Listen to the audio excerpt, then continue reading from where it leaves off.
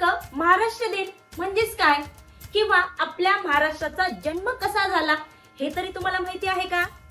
चला तर मग आज आपण पहिले समजून घेऊयात की आपल्या महाराष्ट्राचा जन्म कसा झाला, एक अतिशय रंजक अशा गोष्टी म्हणून. आपल्या सगळ्यांना माहिती आहे की आपला भारत पूर्वी पारतंत्र्यात होता आणि 15 ऑगस्ट 1947 ला आपल्या भारताला स्वतंत्रता म्हणजे स्वतंत्र झाला. पण लगेच त्या ठिकाणी सगळे राज्य स्वतंत्र झालेत का? अजिबात नाही. पूर्वी गुजरात आणि महाराष्ट्र मिळून एकत्र बॉम्बे स्टेट असं म्हणून म्हटले जायचे.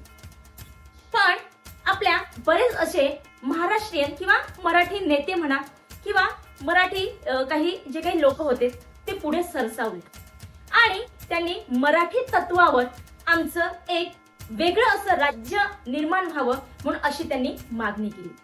पण त्याला बरेच विरोध झालेत. मग शेवटी आंदोलने झालेत, चळवळी झाल्यात, बरेचशा या ठिकाणी बरेच या ठिकाणी चालले आणि त्यात आपले बरेचशा महाराष्ट्रीयन किंवा मराठी लोकांना यामध्ये बलिदान पत्करावं लागलं. आणि अशी हे सगळं होत शेवटी 1 मे 1960 ला गुजरात मधून आपला महाराष्ट्र वेगळा झाला आणि महाराष्ट्र राज्याची स्थापना झाली. म्हणून आपण ह्याच दिवशी महाराष्ट्र दिन म्हणून साजरा करत असतो.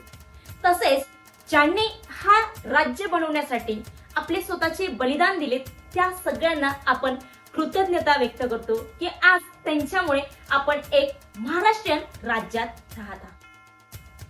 तसेच 1 मे म्हणजे फक्त महाराष्ट्र दिन म्हणून आपण साजरा करतो का? नाही. अजून एक रिझन आहे. कुठलं?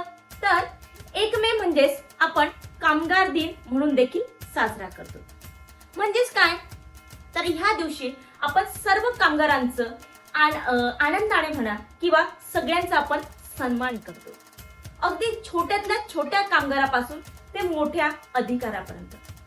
कारण की प्रत्येक गोष्ट बनायला छोट्यातल्या छोट्या कामगारापासून ते मोठ्या व्यक्तीपर्यंत, मोठ्या अधिकारापर्यंत सगळ्यांच्या हातभारामुळे कुठलेही काम होत असते. म्हणून या सगळ्यांचा सन्मान